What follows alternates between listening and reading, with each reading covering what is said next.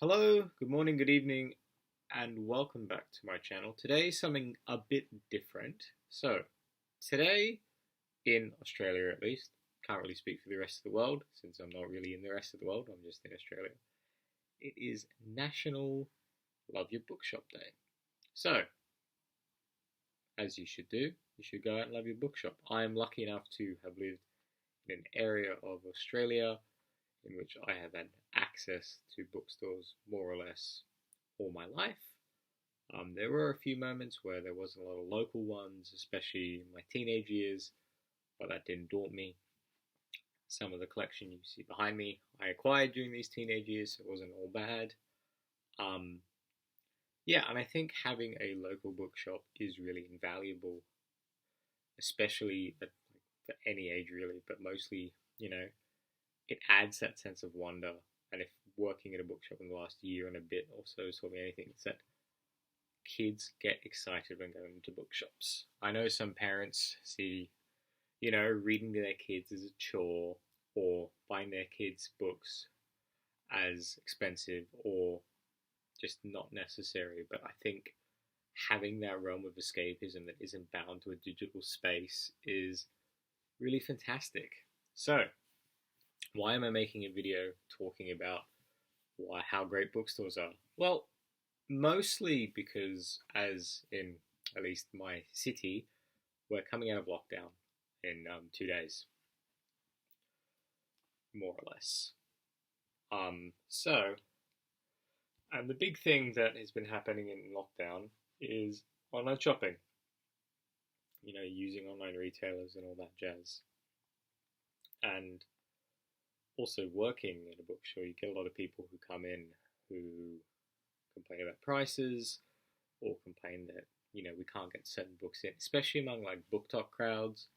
All the Jennifer Armentrout books, like we can't get in all the big ones like From Blood and Ash and stuff.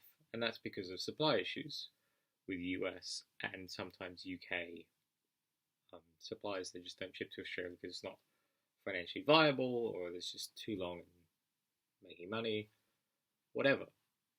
The point is, we need to move away from just exclusively looking at books and buying our books from online sources. Obviously, this caveat does not apply to you if you are someone who has no other alternative, i.e. if you live in a rural area or, you can't afford to not buy books at the price that it is in shops. And I'll admit, sometimes books are quite overpriced, especially in the retail sector. It's retail. However, if you live in an affordable area, you can afford to buy books on the regular, I think buying them through Amazon, Book Depository, which is owned by Amazon, A Books, which is owned by Amazon, and other sort of online retailers which cut out local, even like national chain bookstores, the equation is just, it's ridiculous and it damages the book industry more than the whole regular fiction versus ebooks sort of does.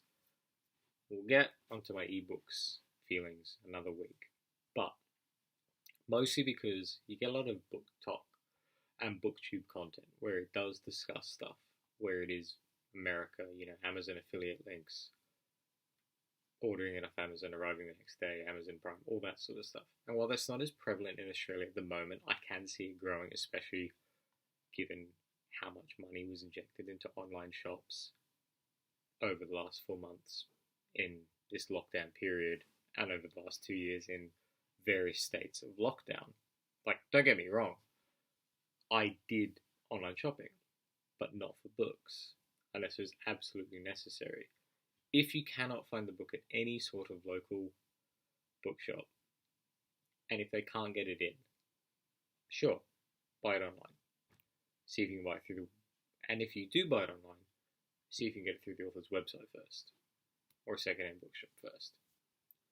Not only does, that support the author more, but if you're buying it second-hand, yes, they have to print one less book. But in printing that one less book, does a little bit more for the environment, which is always a good thing because we are, in the middle of an environmental crisis, which is, I probably have contributed a bit more than some people, and I like to think that my veganism balances that. Another issue that I have with people not choosing their local bookstore, but instead going to like big retailers like Target, Kmart, Big W, the Australian examples, but also Amazon as well, is price. Yes, it's cheaper. Why is this cheaper? I can't speak for the Amazon price model because I refuse to use Amazon, but in terms of Target, Big W, Kmart, Australia, it's because they buy and sell the books below retail cost and below printing cost. What this does is that it shorts the publishing company of the necessary money, especially when they're buying it in bulk, makes the authors get less, makes publishers get less, and because these companies are big enough, they can survive without doing that. Yes, it's great seeing, a brand new release for $12 at Kmart. And if that's your only option because of your financial situation, sure, go for it. But if you're in a position to avoid that, I think you need to. Because bookstores are one of the best gifts to have in an area. Bookstores and libraries. Bookstores when you want to own books, and libraries when you want to find something new, or you may want to read something and you're not 100% sure you don't want to commit to buying it. Like bookstores stimulate your mind. What do they do? What does Kmart do? It stimulates your tendencies to impulse shop. Late night Kmart runs are a thing in Australian culture now, which is ridiculous, but it's a 24-hour business model.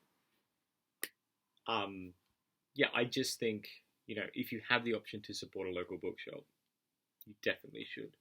Obviously, independent chains and your small indie bookstores are the number one stop. For me, there's a bookshop in town about 40 minutes by train. It's specifically science fiction fantasy. And if I'm ordering science fiction or fantasy, that's my first port of call. I've found so many niche reads from there that I have fallen in love with, and it's great. And when I go there, I tell all my friends who read science fiction and fantasy to go there first. And it's just phenomenal. And then obviously you have your big chains in Australia. It's QBD, Dimmix,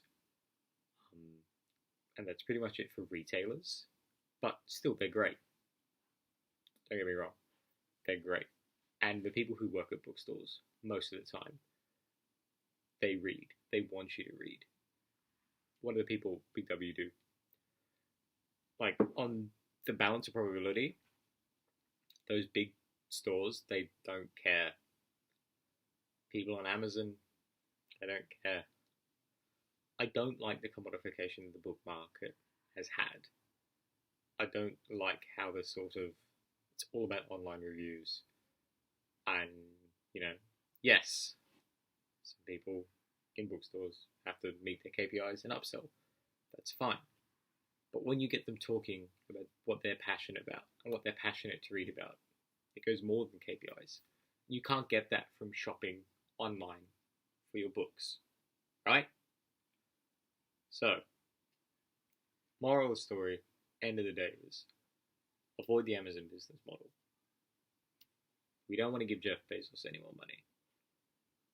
If everyone can be up in arms about Jeff Bezos with the spaceflight stuff, with what was raised in Bo Burnham's inside, and yet people use Amazon so much, I think it's just preposterous that we keep doing this. Support your local bookshop. Love your local bookshop. Because at the end of the day, I'd rather have a local bookshop than an Amazon store.